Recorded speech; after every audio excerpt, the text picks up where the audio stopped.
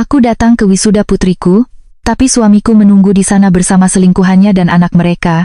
Aku datang ke acara wisuda putriku dengan membawa sebuket bunga mawar putih dan hati seorang ibu yang penuh kebanggaan. Hari itu seharusnya menjadi salah satu hari paling bahagia dalam hidupku. Putriku, Kirana, akhirnya lulus dari Fakultas Kedokteran setelah bertahun-tahun belajar sampai larut malam, menangis karena ujian praktik, dan hampir menyerah karena tekanan yang terlalu berat. Aku masih ingat bagaimana ia duduk di meja makan dengan mata merah, berkata bahwa ia tidak sanggup lagi. Saat itu aku memeluknya dan berkata, "Kalau kamu lelah, istirahat, tapi jangan berhenti, ibu akan selalu ada." Dan hari itu, aku benar-benar datang untuk berdiri di sana, untuk melihatnya memakai toga, untuk melihat namanya dipanggil, untuk melihat seluruh pengorbanan kami akhirnya berbuah. Aku mengenakan kebaya biru tua yang sudah kusiapkan sejak 2 minggu sebelumnya. Rambutku kusanggul sederhana.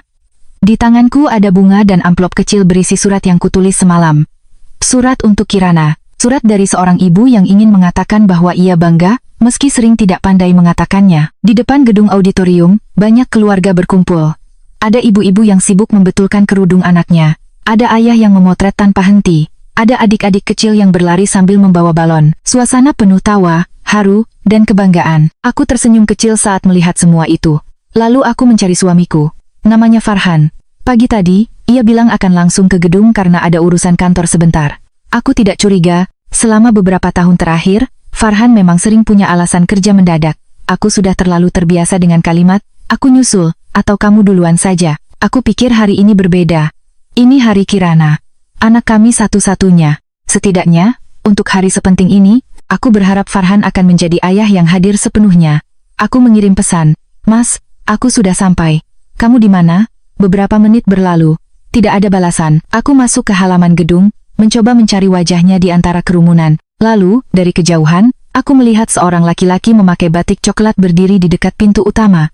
"Farhan." Aku langsung tersenyum lega, tapi senyum itu mati sebelum benar-benar tumbuh. Karena di samping Farhan, ada seorang perempuan muda berdiri terlalu dekat dengannya. Perempuan itu memakai dress krem panjang, kerudungnya tertata rapi, wajahnya lembut, dan tangannya menggandeng seorang anak laki-laki kecil berusia sekitar 5 atau 6 tahun. Anak itu memakai kemeja putih kecil dan celana hitam. Di tangannya ada mainan mobil-mobilan. Awalnya, aku mencoba menenangkan diri. Mungkin rekan kerja Farhan. Mungkin istri teman kantor. Mungkin seseorang yang kebetulan berdiri di dekatnya. Tapi kemudian anak kecil itu menarik ujung batik Farhan dan berkata dengan suara yang cukup keras hingga aku bisa mendengarnya dari beberapa langkah jauhnya, "Ayah, nanti Kak Kirana tahu aku adiknya." Dunia di sekitarku berhenti. Aku tidak langsung bergerak. Aku tidak langsung berteriak. Aku hanya berdiri di tengah keramaian, memegang buket bunga yang tiba-tiba terasa sangat berat. "Ayah."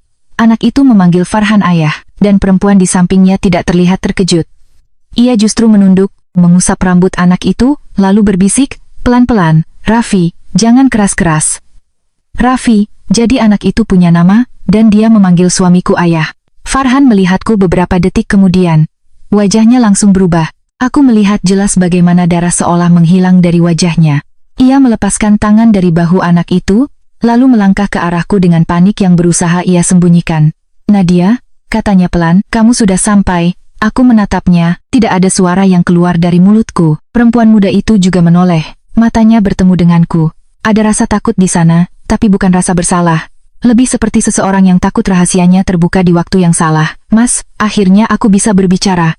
"Anak itu memanggilmu apa?" Farhan menoleh cepat ke belakang, lalu kembali menatapku. "Nadia, jangan di sini." Aku tertawa kecil. Suaranya terdengar asing, kering, hampir tidak punya nyawa. "Jangan di sini," ulangku. "Hari wisuda anak kita, kamu datang bersama perempuan lain dan seorang anak yang memanggilmu ayah, lalu kamu bilang jangan di sini?" Beberapa orang di sekitar mulai melirik. Farhan tampak semakin panik. "Nadia, tolong, Kirana sebentar lagi keluar. Jangan buat keributan." Aku menatapnya dengan dada yang seperti diremas. "Keributan?" tanyaku. "Kamu membawa keluarga rahasiamu ke acara wisuda anak kita, tapi aku yang membuat keributan?" Perempuan muda itu mendekat perlahan. "Mbak Nadia," katanya lirih, "saya mohon, jangan salah paham." Aku menoleh padanya. "Jangan panggil saya Mbak sebelum kamu menjelaskan siapa kamu." Ia menunduk. Farhan cepat menjawab, "Namanya Selma." Dan anak itu, Farhan diam. Anak kecil itu bersembunyi di belakang Selma, tapi matanya menatapku dengan polos. Ia tidak tahu bahwa keberadaannya baru saja menghancurkan seluruh dunia seorang perempuan. Ia hanya anak kecil, Ia tidak bersalah, tapi justru itu yang membuat lukanya semakin dalam. Karena seorang anak tidak mungkin muncul begitu saja tanpa kebohongan bertahun-tahun. Aku menatap Farhan. Jawab, anak itu siapa? Farhan menarik napas panjang. Nadia, aku akan jelaskan semuanya nanti. Sekarang. Nadia. Sekarang Mas. Farhan menunduk. Bahunya turun seperti orang yang akhirnya lelah berlari dari sesuatu yang sudah pasti mengejarnya. Dia anakku, katanya lirih. Suara riuh di sekelilingku seperti hilang. Aku hanya mendengar dua kata itu. Anakku. Bukan anak teman. Bukan keponakan. Bukan anak yatim yang ia bantu. Anaknya. Aku menatap anak kecil itu lagi. Wajahnya memang memiliki sesuatu yang kukenal. Bentuk alisnya. Garis hidungnya. Cara ia menatap dengan kepala sedikit miring. Farhan. Semua ada di wajah anak itu. Aku hampir tidak bisa bernapas. Berapa umurnya? Tanyaku. Farhan tidak menjawab. Selma menjawab dengan suara sangat pelan. 6 tahun. 6 tahun. Buket bunga di tanganku hampir jatuh. 6 tahun berarti saat Kirana masih berjuang masuk kuliah kedokteran, Farhan sudah punya anak lain. 6 tahun berarti saat aku menjual gelang emas peninggalan ibuku untuk membayar uang pangkal Kirana, Farhan mungkin sedang membiayai rumah lain. 6 tahun berarti saat aku menangis sendirian karena merasa Farhan semakin jauh, ia bukan hanya sibuk bekerja, ia pulang ke kehidupan lain, ke perempuan lain, ke anak lain. Aku menatapnya. 6 tahun, Mas? Farhan memejamkan mata. Nadia, aku salah. Aku hampir tertawa. Salah. Satu kata terlalu kecil untuk menghancurkan 23 tahun pernikahan. Terlalu kecil untuk malam-malam, ketika aku menunggu dia pulang sambil memanaskan makanan berkali-kali. Terlalu kecil untuk semua kali ia berkata lembur, rapat, dinas luar kota, sementara aku percaya karena aku pikir seorang istri memang harus percaya. Selma mulai menangis. Saya tidak pernah berniat menghancurkan keluarga Mbah. Aku menatapnya tajam. Tapi kamu membangunnya diam-diam bersama suami saya. Ia tersentak. Farhan langsung melangkah di antara kami. Jangan salahkan Selma. Ini salahku. Aku menatapnya. Bagus, setidaknya kamu masih tahu itu. Tapi saat itu, ponselku bergetar. Sebuah pesan masuk dari Kirana. Bu, aku sudah di belakang panggung. Ayah sudah datang belum? Aku mau foto pertama sama ibu dan ayah setelah acara. Aku membaca pesan itu, dan untuk pertama kalinya sejak melihat Farhan bersama Selma, air mataku hampir jatuh. Kirana belum tahu, anakku belum tahu bahwa ayahnya datang ke hari terpenting dalam hidupnya bersama perempuan lain dan anak lain. Aku menatap Farhan. Kirana tidak tahu. Farhan menggigit bibir. Nanti aku akan bicara dengannya. Nanti? Suaraku bergetar. Kamu membawa mereka ke sini tanpa memberitahu anak kita? Selma berkata pelan. Mas Farhan hanya ingin Raffi melihat kakaknya wisuda. Aku menoleh kepadanya dengan mata panas. Kakaknya? Ulangku. Kirana bukan kakak dari anak yang selama 6 tahun disembunyikan dari ibunya sendiri. Raffi mulai menangis pelan. Selma langsung memeluknya. Ada bagian dari diriku yang sakit melihat anak itu menangis, tapi ada bagian lain yang jauh lebih hancur karena sadar bahwa hari bahagia, Kirana bisa berubah menjadi luka seumur hidup jika semua ini meledak di depan umum. Aku menarik napas panjang, memaksa diriku berdiri tegak. Dengarkan saya baik-baik, kataku kepada Farhan. Hari ini adalah hari Kirana. Saya tidak akan menghancurkan hari ini di depan semua orang. Bukan demi kamu. Bukan demi Selma. Demi anak saya. Farhan tampak lega. Tapi ia salah mengira. Aku melanjutkan. Tapi setelah acara selesai, kamu tidak boleh pergi. Kamu akan menjelaskan semuanya. Di depan saya. Di depan Kirana. Dan kalau kamu mencoba lari, saya sendiri yang akan membuka semuanya. Wajah Farhan kembali pucat. Nadia, jangan libatkan Kirana dulu. Kamu sudah melibatkannya saat membawa anak itu ke wisudanya. Selma menangis lagi. Mas, mungkin kami pulang saja. Farhan tampak bimbang. Ia menatap Raffi, lalu menatapku. Sebelum ia sempat menjawab, suara dari pengeras terdengar. Para wisudawan dimohon bersiap memasuki ruangan. Kerumunan mulai bergerak. Aku menelan semua air mata, semua amarah, semua rasa hancur yang berusaha naik ke tenggorokan. Aku merapikan kebayaku, menggenggam buket bunga lebih erat, lalu berjalan menuju pintu auditorium. Farhan mengikutiku dari belakang. Selma dan Raffi tetap berdiri di tempat, tapi aku tahu mereka tidak pergi. Aku bisa merasakan keberadaan mereka seperti bayangan gelap di hari yang seharusnya penuh cahaya. Di dalam auditorium, aku duduk di kursi keluarga. Farhan duduk di sebelahku, tapi jarak di antara kami terasa seperti jurang yang tidak mungkin diseberangi. Saat nama Kirana dipanggil, seluruh ruangan bertepuk tangan. Aku melihat putriku naik ke panggung dengan toga hitam, senyum lebar, dan mata yang mencari kami di antara kerumunan.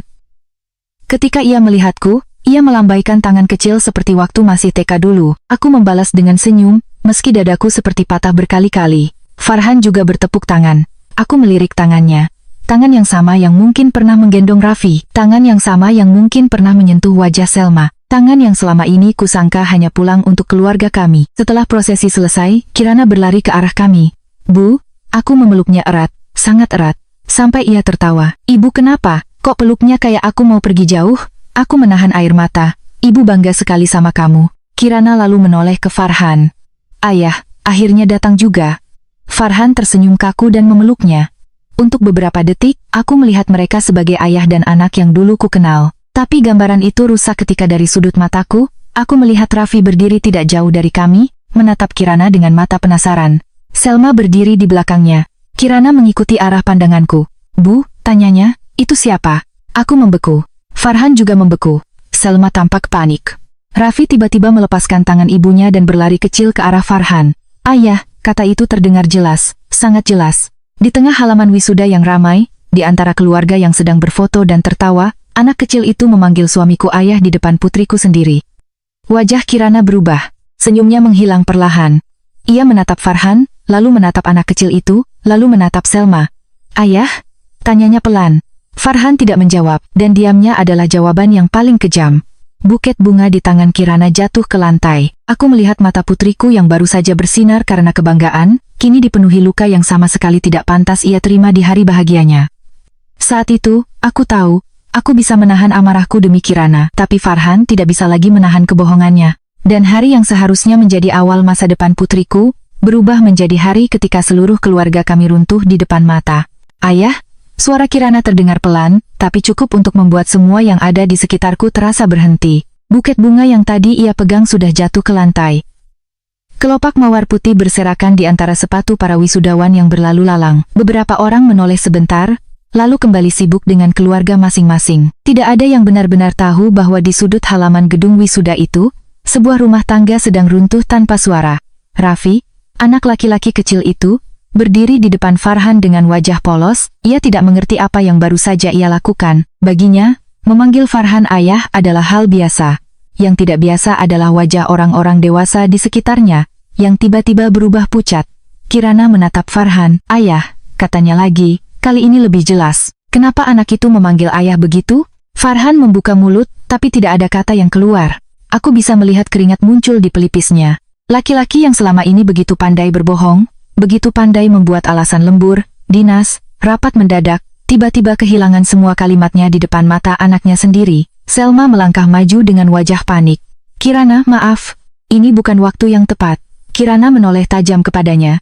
Jangan sebut nama saya seolah tante mengenal saya. Selma langsung terdiam. Aku melihat Kirana menarik napas pendek. Matanya berpindah dari Selma ke Raffi, lalu kembali ke Farhan. Anak perempuanku, yang baru beberapa menit lalu berdiri di panggung dengan senyum bangga sebagai lulusan kedokteran, sekarang berdiri di hadapan kenyataan yang lebih tajam daripada pisau. Ayah, katanya, suaranya mulai bergetar. Jawab aku, anak itu siapa? Farhan menunduk. Kirana, kita bicarakan nanti di rumah. Kirana tertawa kecil, tawa yang tidak ada lucunya. Di rumah, ayah membawa mereka ke wisudaku, membiarkan anak itu memanggil ayah di depan semua orang, lalu sekarang ayah bilang nanti di rumah. Aku segera meraih tangan Kirana. Nah, tarik napas dulu. Ia menatapku, air matanya mulai jatuh. Ibu tahu, pertanyaan itu membuat dadaku hancur. Aku menggenggam tangannya lebih erat. Ibu baru tahu hari ini. Wajah Kirana berubah, bukan marah kepadaku, tapi lebih seperti seseorang yang baru menyadari bahwa ibunya juga korban. Ia menutup mulutnya dengan tangan. Ya Allah, Farhan mendekat. Kirana, ayah bisa jelaskan. Ayah salah, tapi ayah tidak pernah berhenti menyayangimu. Kirana mundur satu langkah. Jangan sentuh aku dulu. Kalimat itu membuat wajah Farhan seperti tertampar. Raffi, yang mulai takut melihat suasana, menarik lengan Selma. Bunda, Kak Kirana marah sama ayah. Kirana memejamkan mata saat mendengar kata, Bunda. Aku tahu apa yang ada di pikirannya. Ayah, bunda, anak, keluarga lain. Semua kata itu berdiri di depannya seperti tembok besar yang baru saja jatuh menimpa hari bahagianya. Aku menoleh kepada Farhan. Bawa mereka pergi dari sini. Farhan terkejut. Nadia, sekarang, kataku, kamu sudah cukup menghancurkan hari ini. Jangan buat Kirana semakin dipermalukan di depan teman-temannya. Selma menggenggam tangan Raffi lebih erat. Kami akan pergi, katanya pelan. Tapi sebelum ia benar-benar melangkah, Kirana berkata, tidak, jangan pergi dulu. Aku menatap putriku. Kirana. Ia menghapus air matanya dengan punggung tangan, lalu menatap Selma. Saya hanya mau tahu satu hal. Sejak kapan? Selma diam. Farhan menjawab lebih dulu, ini bukan salah Selma. Kirana menatapnya dengan mata merah. Aku tidak bertanya siapa yang salah. Aku bertanya sejak kapan. Farhan menunduk. Selma akhirnya berkata lirih. 7 tahun. Aku merasa udara keluar dari dadaku.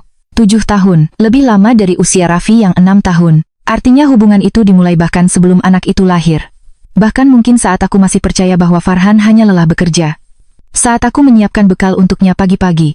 Saat aku memijat bahunya ketika ia pulang dengan wajah kusut. Saat aku menahan diri tidak bertanya terlalu banyak karena takut dianggap istri yang curiga. Kirana menatap ayahnya. 7 tahun, bisiknya. Selama aku kuliah, selama aku hampir gagal semester 3, selama ibu jual perhiasan untuk biaya tambahanku, ayah punya keluarga lain. Farhan langsung menatapku. Nadia, kamu bilang ke Kirana soal perhiasan itu? Aku tertawa pahit. Jadi yang kamu khawatirkan sekarang adalah aku pernah bercerita tentang pengorbananku, bukan tentang kamu punya anak lain? Kirana menatapku. Ibu jual perhiasan? Aku menelan sakit di tenggorokan. Ibu akan jelaskan nanti. Tidak, katanya. Aku mau tahu sekarang. Selama ini ayah selalu bilang uang sedang ketat karena cicilan kantor, karena urusan keluarga nenek, karena banyak kebutuhan. Tapi ternyata ayah juga membiayai mereka? Farhan tidak menjawab. Diamnya lagi-lagi menjadi pengakuan. Tangan Kirana gemetar. Ia menoleh kepada Raffi, mata anak kecil itu sudah basah, dan aku merasakan rasa sakit lain yang lebih rumit. Raffi tidak salah. Ia tidak meminta dilahirkan dari hubungan penuh kebohongan, tapi kehadirannya adalah bukti dari pengkhianatan yang terlalu lama disembunyikan. Kirana menarik napas panjang. Aku tidak marah padamu, katanya kepada Raffi, suaranya pecah. Kamu cuma anak kecil. Raffi memeluk kaki Selma. Kirana lalu menatap Farhan. Tapi aku tidak tahu bagaimana caranya memanggil ayah dengan cara yang sama setelah hari ini. Farhan seperti kehilangan tenaga. Kirana, aku merangkul putriku. Cukup, kita pulang. Farhan mengikuti kami sampai parkiran. Nadia, aku ikut pulang. Kita bicara di rumah. Aku menoleh. Kamu pulang sendiri. Aku akan membawa Kirana. Kirana anakku juga. Aku berhenti. Kalau kamu ingat itu sejak awal, kamu tidak akan membawa anak lain ke hari wisudanya tanpa persiapan apapun. Farhan terdiam. Aku membuka pintu mobil dan meminta Kirana masuk. Sepanjang perjalanan pulang, anakku tidak banyak bicara. Ia hanya memegang toga di pangkuannya, menatap keluar jendela, sementara air mata mengalir diam-diam di pipinya. Aku ingin mengatakan sesuatu. Aku ingin memeluknya, tapi aku tahu ada luka yang tidak bisa langsung disembuhkan dengan kata-kata seorang ibu. Sesampainya di rumah, Kirana langsung masuk ke kamarnya. Aku berdiri di ruang tamu, masih memegang buket bunga yang sudah rusak. Di tengah keheningan rumah, ponselku berbunyi. Nama yang muncul membuat dadaku semakin sesak. Bu Ratna. Ibu mertua aku mengangkatnya. Belum sempat aku bicara, suaranya sudah terdengar keras. Nadia, kamu di mana? Farhan bilang kamu membuat keributan di acara wisuda Kirana. Aku menutup mata, jadi Farhan sudah lebih dulu menghubungi ibunya. Bu, saya tidak membuat keributan. Farhan datang bersama perempuan lain dan anak mereka. Di seberang sana hening sebentar. Lalu Bu Ratna berkata dengan nada yang terlalu tenang. Ibu tahu. Aku membeku. Apa? Ibu bilang, ibu tahu soal Selma dan Raffi. Tanganku langsung dingin. Ibu tahu selama ini? Ibu baru tahu beberapa tahun terakhir. Beberapa tahun, aku hampir tidak mengenali suaraku sendiri. Dan ibu diam. Bu Ratna menghela napas. Nadia, laki-laki kadang punya kesalahan. Yang penting Farhan tetap pulang ke rumahmu, tetap membiayai kamu dan Kirana. Aku tertawa tanpa suara. Mertuaku tahu. Selama ini ia tahu. Perempuan yang sering datang ke rumahku, memakan masakanku, menasehatiku agar lebih sabar sebagai istri, ternyata tahu anaknya punya keluarga lain. Bu, kataku pelan, hari ini anak saya hancur di hari wisudanya. Jangan dramatis. Kirana sudah dewasa. Dia harus belajar bahwa hidup tidak selalu sesuai keinginan. Kalimat itu membuat air mataku akhirnya jatuh. Kirana tidak perlu belajar pengkhianatan dari ayahnya sendiri. Suara Bu Ratna mengeras. Jaga bicaramu. Farhan tetap suamimu. Dan Raffi tetap darah dagingnya. Kamu jangan egois. Anak itu juga berhak diakui. Aku menahan napas. Jadi menurut ibu saya harus menerima? Setidaknya jangan membuat Farhan memilih. Kalau kamu bijak, kamu bisa menjaga rumah tanggamu dan menerima kenyataan. Lagi pula, kamu dan Farhan tidak punya anak laki-laki. Raffi bisa menjadi penerus keluarga. Dunia terasa kembali runtuh. Anak laki-laki. Penerus keluarga. Jadi itu cara mereka melihat semua ini. Bukan sebagai luka, bukan sebagai pengkhianatan, tapi sebagai kelanjutan nama keluarga. Aku menatap pintu kamar Kirana yang tertutup. Anakku yang baru lulus kedokteran, yang berjuang bertahun-tahun, yang menjadi kebanggaan hidupku, dianggap kurang hanya karena ia perempuan. Bu Ratna, kataku sangat pelan, jangan pernah mengatakan itu di depan Kirana. Ibu hanya bicara kenyataan. Kalau itu kenyataan versi keluarga ibu, maka saya tidak mau lagi hidup di dalamnya. Aku memutus telepon. Beberapa menit kemudian, Farhan pulang. Ia masuk dengan wajah lelah. Aku masih berdiri di ruang tamu. Nadia, katanya pelan, ibu meneleponmu. Aku menatapnya. Jadi ibumu tahu? Ia diam. Kamu, Selma, Raffi dan ibumu. Semua orang tahu kecuali aku dan Kirana. Farhan mengusap wajahnya. Aku ingin memberitahumu, tapi aku tidak tahu caranya. 7 tahun, Mas. Dalam 7 tahun kamu tidak menemukan satu hari pun untuk jujur? Ia menunduk. Awalnya aku hanya ingin membantu Selma. Dia bekerja di kantor cabang, hidupnya sulit. Lalu semuanya terjadi begitu saja. Aku tertawa pahit. Perselingkuhan tidak terjadi begitu saja. Anak tidak lahir begitu saja. Kebohongan 7 tahun tidak berjalan begitu saja. Farhan duduk di sofa, seperti orang yang sangat lelah. Aku tidak pernah berniat meninggalkanmu. Karena kamu ingin 2 rumah tetap berjalan, jawabku. 1 rumah resmi dengan istri yang menjaga nama baikmu. 1 rumah rahasia dengan perempuan yang memberimu anak laki-laki. Ia menatapku. Itu tidak adil. Yang tidak adil adalah Kirana harus tahu semuanya di hari wisudanya. Tiba-tiba pintu kamar Kirana terbuka. Ia berdiri di sana, sudah melepas toga. Wajahnya pucat, matanya sembab, tapi punggungnya tegak. Ayah, katanya pelan, apakah nenek tahu? Farhan membeku. Kirana menatapnya lama. Jawab. Farhan menunduk. Iya. Kirana memejamkan mata. Air matanya kembali jatuh. Jadi selama ini setiap kali nenek bilang aku harus cepat menikah karena perempuan tidak boleh terlalu sibuk sekolah, nenek sebenarnya punya cucu lain yang lebih dia banggakan? Kirana, jangan berpikir begitu. Tapi benar kan? Tanyanya. Raffi anak laki-laki, penerus keluarga. Farhan terdiam. Kirana tertawa kecil, hancur. Aku lulus kedokteran hari ini, ayah. Tapi ternyata di keluarga ayah, aku tetap kurang hanya karena aku bukan anak laki-laki. Aku langsung menghampiri Kirana dan memeluknya. Kali ini ia tidak menahan tangis. Ia menangis di dadaku seperti anak kecil yang terluka terlalu dalam. Farhan berdiri, tapi aku mengangkat tangan. Jangan mendekat. Ia berhenti. Saat itu, ponsel Farhan berbunyi di meja. Layarnya menyala. Nama Selma muncul. Kirana melihatnya. Farhan cepat-cepat mengambil ponsel, tapi terlambat. Pesan masuk terlihat di layar. Mas, ibu bilang jangan biarkan Mbak Nadia menguasai rumah dan tabungan. Raffi juga punya hak. Kalau perlu, kita bicarakan soal pembagian aset sebelum semuanya terlambat. Aku membaca kalimat itu, Kirana juga membacanya. Farhan langsung mematikan layar. Tapi semuanya sudah terlambat. Aku menatap Farhan dengan dada yang tiba-tiba dingin. Jadi ini bukan hanya soal pengakuan anak, kataku. Kalian juga sudah membicarakan rumah dan tabungan? Farhan panik. Nadia, itu bukan dari aku. Itu Selma bicara karena takut. Takut apa? Tanyaku. Takut aku tidak mau membiayai anak hasil perselingkuhan kalian? Kirana melepaskan pelukanku. Ia menatap ayahnya dengan mata yang berbeda. Bukan lagi hanya terluka. Ada kekecewaan yang berubah menjadi kemarahan. Ayah, katanya. Apa tabungan pendidikanku pernah dipakai untuk mereka? Farhan terdiam terlalu lama. Aku menatapnya. Mas? Ia mengusap wajahnya. Nadia, aku hanya meminjam sementara. Kirana mundur 1 langkah. Aku merasa tubuhku membeku. Tabungan pendidikan Kirana. Uang yang kukumpulkan bertahun-tahun, uang dari hasil menjual kue, menerima pesanan catering, menyisihkan belanja, menahan keinginan membeli apapun untuk diriku sendiri. Uang yang seharusnya menjadi bekal Kirana melanjutkan pendidikan spesialis. Berapa? Tanyaku. Farhan tidak menjawab. Aku melangkah ke kamar, mengambil buku rekening dan membuka aplikasi bank. Tanganku gemetar saat melihat mutasi beberapa bulan terakhir. Ada beberapa penarikan besar. Transfer ke rekening yang tidak kukenal.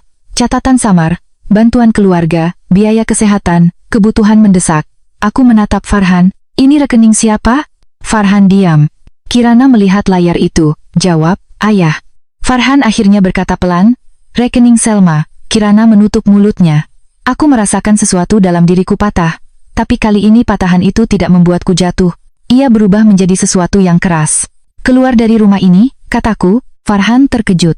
Nadia, keluar. Ini juga rumahku. Aku menatapnya tajam. Rumah ini dibeli dari warisan orang tuaku dan penghasilanku. namamu tidak ada di sertifikat. Jangan membuatku memanggil satpam kompleks. Farhan menatapku seolah baru pertama kali melihatku. Mungkin memang begitu. Perempuan yang selama ini ia kenal selalu menenangkan diri, selalu menunggu, selalu menutup aib, selalu menjaga rumah agar tetap utuh. Perempuan itu tidak ada lagi. Kirana berdiri di sampingku. Ayah, pergi dulu, aku tidak bisa melihat ayah malam ini. Kalimat dari Kirana membuat Farhan akhirnya mundur. Ia mengambil kunci mobil, lalu keluar tanpa berkata apa-apa lagi. Setelah pintu tertutup, rumah itu hening. Kirana duduk di lantai, memeluk lututnya. Aku duduk di sampingnya. Ibu, katanya lirih, apa kita miskin sekarang? Pertanyaan itu menghancurkan hatiku. Aku memeluknya erat. Tidak, nak. Selama ibu masih bisa berdiri, kamu tidak akan kehilangan masa depanmu. Tapi uangku, kita cari tahu semuanya, kita kumpulkan bukti. Dan ibu janji, kali ini ibu tidak akan diam. Kirana menatapku dengan mata basah. Ibu kuat, aku mengusap wajahnya. Ibu tidak tahu, tapi ibu akan menjadi kuat untuk kita. Malam itu, setelah Kirana akhirnya tertidur karena kelelahan menangis, aku duduk sendirian di meja makan. Aku membuka laptop, mencatat semua transaksi mencurigakan, menyimpan tangkapan layar pesan Selma, merekam ulang semua detail kejadian hari wisuda, dan menyalin pesan dari Bu Ratna. Lalu ponselku bergetar. Pesan dari nomor tidak dikenal. Bu Nadia, saya teman lama Selma. Saya tahu soal Raffi, tapi ada hal yang lebih penting. Farhan bukan hanya menyembunyikan anak itu. Ada rekening bersama atas nama Selma, yang selama ini diisi dari uang keluarga ibu. Kalau ibu ingin bukti, temui saya besok pagi. Aku membaca pesan itu berkali-kali, jantungku berdetak keras. Di kamar, Kirana tidur dengan mata sembab. Di luar, mobil Farhan sudah tidak ada. Aku menatap layar ponsel, lalu menyimpan nomor itu. Hari wisuda putriku sudah mereka hancurkan. Tapi mulai besok, aku akan memastikan mereka tidak bisa menghancurkan masa depannya. Pagi itu, aku datang ke sebuah warung kopi kecil di dekat minimarket, sesuai alamat yang dikirim oleh nomor tidak dikenal semalam. Aku tidak datang sendirian. Kirana bersikeras ikut. Semalaman ia hampir tidak tidur. Matanya sembab, wajahnya pucat, tapi ada ketegasan baru yang belum pernah kulihat sebelumnya. Putriku yang baru saja lulus kedokteran itu duduk di sampingku dengan laptop di pangkuannya, buku tabungan di tas, dan ponsel yang terus ia genggam seolah takut kebenaran berikutnya akan datang kapan saja. Ibu yakin kita harus datang? Tanyanya pelan. Aku menatap jalanan dari balik kaca mobil. Kalau orang itu benar-benar punya bukti, kita harus tahu. Kirana menarik napas berat. Aku masih tidak percaya ayah memakai tabungan pendidikanku. Aku menggenggam tangannya. Ibu juga masih sulit percaya. Tapi mulai sekarang, kita tidak boleh hanya percaya pada kata-kata. Kita percaya pada bukti. Warung kopi itu tidak terlalu ramai. Di sudut paling belakang, seorang perempuan memakai kemeja abu-abu duduk sambil menatap pintu berkali-kali. Usianya mungkin sebaya Selma, sekitar 30-an awal. Saat melihatku, ia berdiri dengan wajah gugup. Bu Nadia, tanyanya. Aku mengangguk. Saya Rena. Dulu saya teman kerja Selma di kantor cabang. Kami duduk saling berhadapan. Kirana duduk di sampingku, diam, tapi matanya tajam. Rena mengeluarkan sebuah amplop putih dari tasnya. Saya minta maaf baru berani bicara sekarang. Saya sudah lama tahu Selma dekat dengan Pak Farhan, tapi saya tidak tahu bahwa ibu dan anak ibu tidak tahu apa-apa. Aku menatap amplop itu. Apa yang ada di dalamnya? Salinan mutasi rekening yang pernah Selma pamerkan kepada saya. Dia bilang Pak Farhan membuatkan rekening khusus untuk masa depan Raffi. Awalnya saya pikir itu uang pribadi Pak Farhan. Tapi setelah kemarin saya melihat foto wisuda yang ramai dibicarakan di grup alumni kampus, saya merasa ibu harus tahu. Kirana menegang. Foto wisuda? Rena menunduk. Ada orang yang mengunggah foto saat Raffi memanggil Pak Farhan ayah. Tidak banyak, tapi cukup membuat beberapa orang bertanya-tanya. Aku memejamkan mata sebentar. Hari bahagia Kirana bukan hanya dihancurkan. Rupanya sebagian kehancuran itu sudah menjadi tontonan orang lain. Rena cepat berkata, saya tidak menyebarkannya, Bu. Saya justru menghubungi ibu karena Selma pernah bilang sesuatu yang membuat saya tidak tenang. Apa? Rena membuka amplop dan menggeser beberapa lembar kertas ke arahku. Dia pernah bilang, Mbak Nadia terlalu percaya pada suaminya. Kalau Mas Farhan butuh uang, tinggal bilang untuk urusan kantor atau keluarga. Dia tidak akan tanya banyak. Dadaku terasa dingin. Kirana mengambil salah satu lembar mutasi. Tangannya langsung gemetar.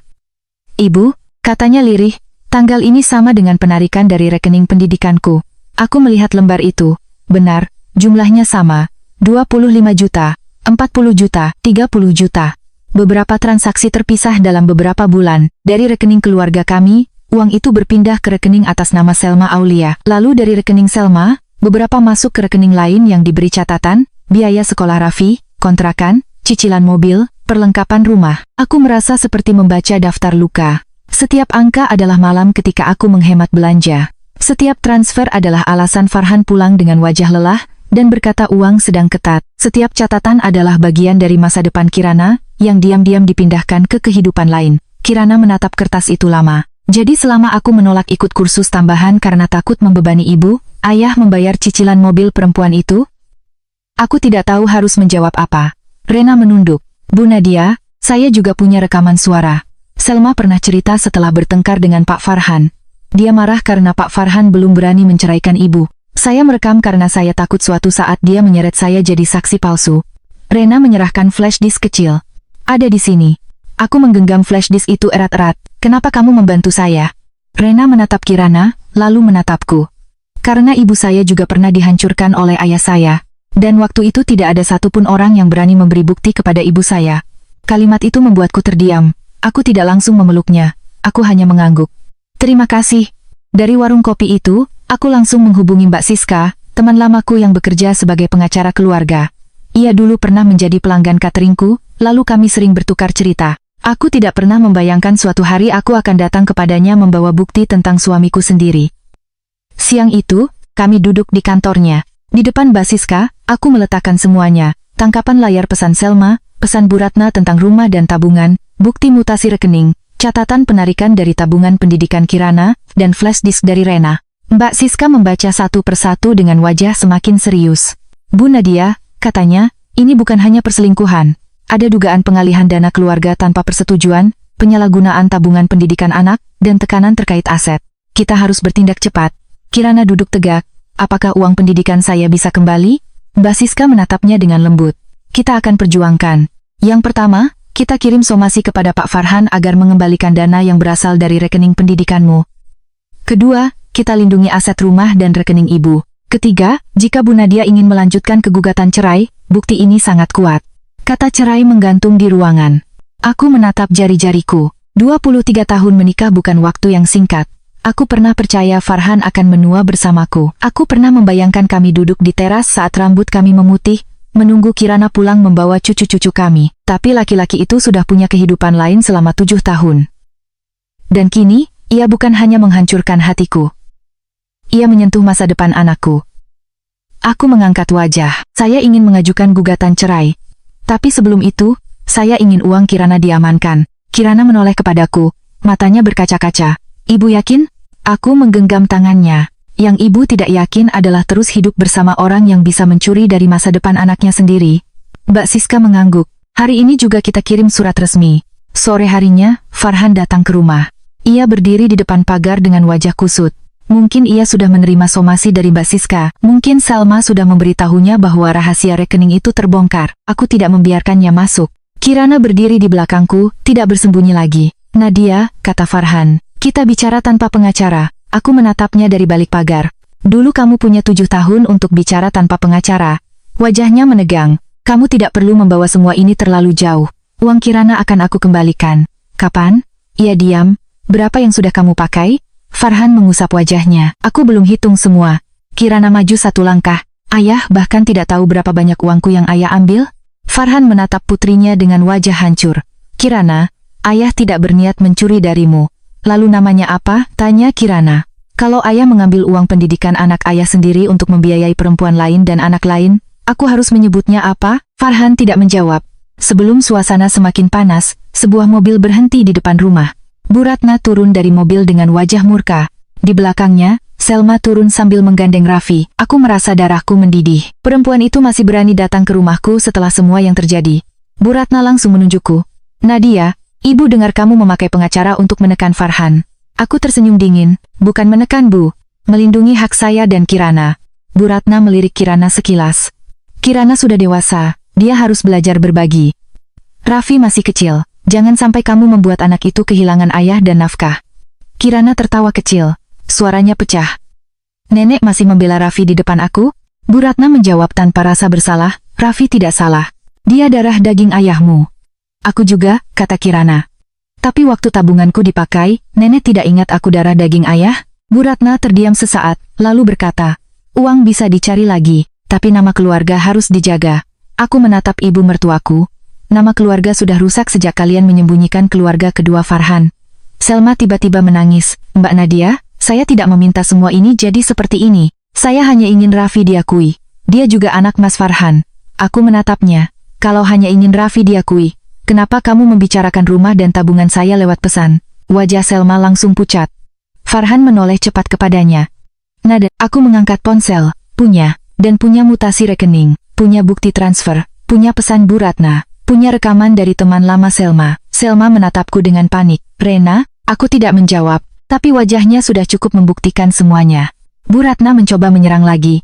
Kamu perempuan kejam. Kamu ingin membuat cucu ibu hidup susah. Aku membuka pagar sedikit, hanya cukup untuk berdiri lebih dekat tanpa mengizinkan mereka masuk. Bu, jangan pakai anak kecil untuk menutup kesalahan orang dewasa. Raffi tidak salah, tapi kesalahan Farhan, Selma, dan ibu tetap harus dipertanggungjawabkan. Farhan berkata pelan, Nadia, tolong, jangan libatkan ibu.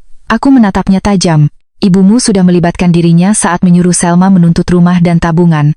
Bu Ratna membentak, jaga mulutmu. Kirana tiba-tiba maju. Tidak. Kali ini nenek yang harus menjaga mulut. Hari wisudaku dihancurkan. Masa depanku hampir diambil. Ibu dihina dan dibohongi. Aku sudah cukup diam. Semua orang terdiam, aku menatap putriku dengan dada sesak. Di halaman rumah itu, Kirana tidak lagi terlihat seperti anak kecil yang menangis di pangkuanku semalam. Ia berdiri sebagai perempuan muda yang luka, tapi tidak mau lagi diinjak. Farhan memanggilnya lirih. Kirana, ia menggeleng. Ayah, jangan pulang ke sini dulu. Aku tidak bisa memanggil tempat ini rumah kalau ayah masih datang membawa kebohongan. Malam itu, mereka pergi tanpa membawa apapun selain amarah dan ketakutan. Namun sebelum mobil Farhan benar-benar hilang dari tikungan, ponselku bergetar. Pesan dari Mbak Siska. Bu Nadia, rekening rumah dan tabungan pendidikan Kirana sudah kita ajukan perlindungan sementara. Besok pagi, kita daftarkan gugatan. Saya juga sarankan ibu menyiapkan diri, karena pihak Farhan kemungkinan akan mencoba menggiring opini keluarga besar. Aku membaca pesan itu dengan napas berat. Benar saja, tidak sampai 1 jam kemudian, grup keluarga besar Farhan mulai ramai. Bu Ratna menulis bahwa aku istri durhaka, bahwa aku menghalangi Farhan menafkahi anaknya, bahwa Kirana sudah dipengaruhi olehku untuk membenci ayahnya, bahwa aku ingin menguasai rumah, tabungan, dan nama baik keluarga. Aku membaca semua itu tanpa membalas. Lalu Kirana mengambil ponselku. Ibu, boleh aku yang jawab? Aku menatapnya ragu. Ia menggenggam tanganku. Bukan dengan emosi, dengan bukti. Kirana mengirim satu pesan ke grup. Saya Kirana. Hari wisuda saya dihancurkan karena ayah membawa keluarga rahasianya. Tabungan pendidikan saya dipakai tanpa izin untuk membiayai mereka. Mulai sekarang, semua tuduhan kepada ibu akan kami serahkan kepada pengacara. Saya sudah dewasa, dan saya memilih berdiri bersama ibu saya. Setelah pesan itu terkirim, grup menjadi sunyi. Aku menatap Kirana. Air mataku jatuh tanpa bisa kutahan. Ia memelukku. Ibu selalu berdiri untukku. Sekarang giliranku berdiri untuk ibu. Malam itu, untuk pertama kalinya sejak hari wisuda, aku merasa tidak sendirian. Tapi aku tahu pertarungan belum selesai. Farhan masih akan mencoba menyelamatkan dirinya. Bu Ratna masih akan memakai nama keluarga. Selma masih akan memakai Raffi sebagai tameng. Namun kali ini, aku dan Kirana tidak lagi berdiri dalam gelap. Kami punya bukti, kami punya suara, dan yang paling penting, kami punya satu sama lain. Keesokan paginya, sebelum aku berangkat ke kantor pengacara, sebuah pesan masuk dari Farhan. Kalau kamu benar-benar menggugat, aku akan menuntut bagian rumah. Jangan lupa, aku suamimu selama 23 tahun. Aku membaca pesan itu tanpa gemetar.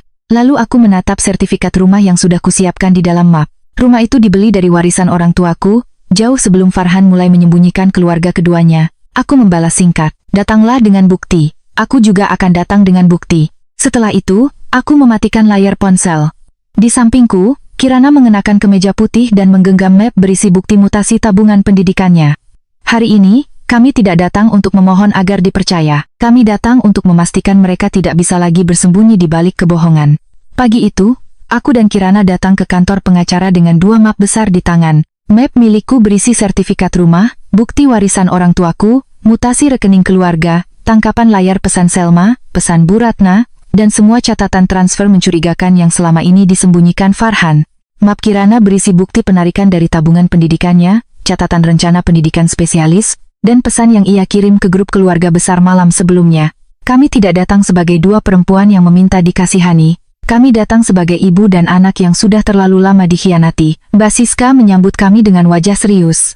Ia membaca pesan terakhir Farhan yang mengancam akan menuntut bagian rumah, lalu menghela napas pendek. Bu Nadia, katanya, ancaman seperti ini biasa muncul ketika seseorang mulai kehilangan kendali. Kita tetap tenang. Rumah itu dibeli dari warisan orang tua ibu, sebelum sebagian besar masalah ini terjadi, dan dokumennya jelas. Tabungan pendidikan Kirana juga punya jejak transaksi. Yang penting, jangan terpancing emosi. Kirana duduk di sampingku. Wajahnya masih lelah, tapi matanya tidak lagi kosong seperti hari wisuda itu. Kalau ayah menolak mengembalikan uangku? Tanyanya. Mbak Siska menatapnya lembut. Kita minta pengembalian melalui jalur resmi. Kalau ada unsur penyalahgunaan dana tanpa izin, kita dorong agar itu menjadi bagian dari tuntutan dalam gugatan.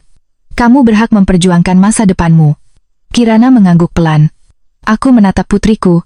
Dulu, aku selalu ingin melindunginya dari luka, tapi kini aku sadar, melindungi anak bukan berarti menyembunyikan semua kebenaran. Kadang melindungi berarti berdiri di sampingnya saat ia belajar menghadapi kenyataan paling pahit. Hari itu juga, Mbak Siska mendaftarkan gugatan cerai dan mengirim somasi kepada Farhan. Di dalamnya tertulis jelas bahwa ia harus menjelaskan penggunaan dana pendidikan Kirana, menghentikan tekanan terhadap rumahku, dan tidak lagi membawa nama keluarga untuk mengintimidasi kami. Tidak sampai sore, Farhan datang ke kantor pengacara. Ia tidak datang sendiri, Bu Ratna ikut bersamanya. Selma juga datang, menggandeng Raffi. Anak kecil itu tampak bingung, memegang mobil-mobilan kecil di tangannya. Saat melihatnya, dadaku terasa berat. Aku tidak membenci Raffi. Ia hanya anak kecil yang dilahirkan ke dalam kebohongan orang dewasa, tapi kehadirannya tidak boleh lagi dipakai sebagai alasan untuk merampas hak Kirana. Farhan duduk di hadapanku. Wajahnya kusut, matanya merah, dan suaranya terdengar lebih rendah dari biasanya. Nadia, katanya, aku tidak ingin semuanya berakhir seperti ini. Aku menatapnya tenang. Semuanya sudah berakhir saat kamu membawa Selma dan Raffi ke wisuda Kirana. Bu Ratna langsung menyela. Nadia, jangan keras hati. Farhan memang salah, tapi rumah tangga 23 tahun tidak seharusnya dihancurkan begitu saja. Aku menatap ibu mertuaku. Bu, rumah tangga itu tidak saya hancurkan. Rumah tangga itu dihancurkan oleh kebohongan 7 tahun, anak yang disembunyikan, tabungan Kirana yang dipakai diam-diam, dan keluarga yang lebih sibuk menjaga nama baik daripada menjaga hati anak saya. Wajah Bu Ratna memerah. Kamu selalu merasa paling benar. Kirana yang sejak tadi diam akhirnya berbicara. Nenek, katanya pelan, hari wisudaku hancur. Aku melihat adikku dari hubungan rahasia ayah memanggil ayah di depan semua orang. Aku tahu tabunganku dipakai untuk membiayai rumah lain. Dan sampai sekarang, nenek masih menyuruh ibu mengalah. Bu Ratna terdiam. Untuk pertama kalinya, perempuan itu tidak langsung punya jawaban. Selma menunduk sambil memeluk bahu Raffi. Saya tidak mau Raffi kehilangan ayahnya, katanya lirih. Aku menatapnya. Raffi tidak perlu kehilangan ayahnya, tapi saya dan Kirana juga tidak boleh kehilangan rumah, tabungan, dan martabat kami karena kamu ingin anakmu diakui. Selma menangis. Saya takut, Bu Ratna bilang kalau saya tidak menuntut hak Raffi dari sekarang, nanti semua akan dikuasai Mbak Nadia dan Kirana. Aku menoleh kepada Bu Ratna. Jadi benar. Semua pesan itu bukan hanya dari Selma. Ada tangan ibu mertuaku di belakangnya. Bu Ratna menegakkan punggung. Ibu hanya memikirkan cucu ibu. Kirana tersenyum pahit. Cucu nenek yang mana? Kalimat itu membuat ruangan hening. Farhan menutup wajahnya dengan kedua tangan. Aku salah, katanya lirih. Aku salah kepada Nadia. Aku salah kepada Kirana. Aku juga salah kepada Raffi karena membiarkannya hidup dalam rahasia. Aku tidak menjawab. Dulu, pengakuan seperti itu mungkin akan membuat hatiku goyah. Tapi setelah melihat Kirana menangis di hari wisudanya, setelah melihat mutasi uang pendidikan anakku masuk ke rekening Selma, kata salah terdengar terlalu kecil. Mbak Siska meletakkan beberapa dokumen di meja. Pak Farhan, katanya tegas, ini daftar transaksi yang harus Bapak jelaskan. Ini jumlah dana dari tabungan pendidikan Kirana yang masuk ke rekening Selma. Ini bukti pesan mengenai rencana menuntut rumah dan tabungan. Klien kami bersedia menyelesaikan secara tertib, tapi bukan berarti akan membiarkan haknya diambil. Farhan membaca dokumen itu. Tangannya gemetar. Selma juga melihat daftar transfer itu. Wajahnya semakin pucat. Saya tidak tahu sebagian uang itu dari tabungan Kirana, katanya. Kirana menatapnya. Tapi kamu tahu uang itu dari ayahku, suami ibuku. Selma menunduk. Iya, berarti kamu tahu ada rumah lain yang sedang kamu sakiti. Selma menangis tanpa menjawab. Akhir pertemuan hari itu tidak membawa perdamaian indah seperti di drama televisi. Tidak ada pelukan, tidak ada permintaan maaf yang langsung menyembuhkan semuanya. Tapi ada satu hal yang jelas. Farhan setuju menandatangani pernyataan awal bahwa rumah tidak akan ia tuntut, dan ia bersedia menyusun jadwal pengembalian dana pendidikan Kirana melalui rekening resmi yang diawasi pengacara. Bu Ratna menolak keras. Farhan, kamu jangan bodoh. Kalau kamu tanda tangan, kamu tidak punya apa-apa. Farhan menatap ibunya dengan mata lelah. Bu, selama ini aku sudah terlalu banyak mendengar ibu. Lihat apa yang terjadi. Bu Ratna terdiam seperti ditampar. Beberapa minggu berikutnya berjalan berat. Gugatan cerai diproses. Keluarga besar Farhan sempat mencoba menggiring opini. Mereka menulis bahwa aku istri yang tidak mau menerima anak suami, bahwa Kirana terlalu keras kepada ayahnya, bahwa Selma dan Raffi hanyalah korban keadaan. Tapi kali ini, aku tidak membalas dengan air mata. Mbak Siska mengirim surat resmi kepada beberapa anggota keluarga yang menyebarkan fitnah. Setelah itu, suara mereka perlahan menghilang. Orang-orang yang dulu mudah menghakimi akhirnya memilih diam ketika bukti mulai berbicara. Farhan menjual mobil keduanya untuk mengembalikan sebagian uang Kirana. Selma melepas kontrakan mahalnya dan pindah ke rumah yang lebih sederhana bersama Raffi. Aku tidak ikut mengatur hidup mereka. Aku hanya memastikan uang yang menjadi hak putriku kembali sedikit demi sedikit sesuai perjanjian. Raffi tetap mendapatkan nafkah dari Farhan. Aku tidak pernah menghalangi itu, karena pertarunganku bukan melawan seorang anak kecil. Pertarunganku melawan kebohongan orang dewasa yang memakai anak kecil sebagai perisai. Hari sidang terakhir datang 3 bulan kemudian. Aku mengenakan kebaya sederhana warna abu-abu muda. Kirana menemaniku. Ia menggenggam tanganku sepanjang perjalanan ke pengadilan. Ibu takut? Tanyanya. Aku tersenyum kecil. Sedikit. Aku juga. Kami saling menatap, lalu tertawa pelan. Tawa kecil pertama kami setelah berbulan-bulan hidup dalam badai. Di ruang sidang, Farhan terlihat jauh lebih tua. Selma tidak hadir.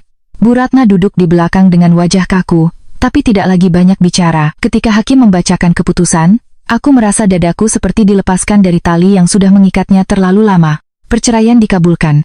Rumah tetap menjadi milikku. Dana pendidikan Kirana harus dikembalikan sesuai kesepakatan. Farhan diwajibkan bertanggung jawab kepada Raffi tanpa mengurangi kewajibannya mengembalikan hak Kirana. Tidak ada kemenangan yang membuatku ingin bersorak, yang ada hanya rasa lega. Seperti seseorang yang akhirnya bisa bernapas setelah bertahun-tahun hidup di ruangan penuh asap. Setelah sidang, Farhan menghampiriku di lorong. Nadia, katanya pelan. Aku berhenti. Aku tahu maafku tidak akan cukup. Memang tidak, jawabku. Ia menunduk. Aku menghancurkan hari wisuda Kirana. Aku menghancurkan kepercayaanmu. Aku tidak tahu apakah suatu hari kalian bisa memaafkanku. Aku menatapnya lama. Farhan, memaafkan bukan berarti semua kembali seperti dulu.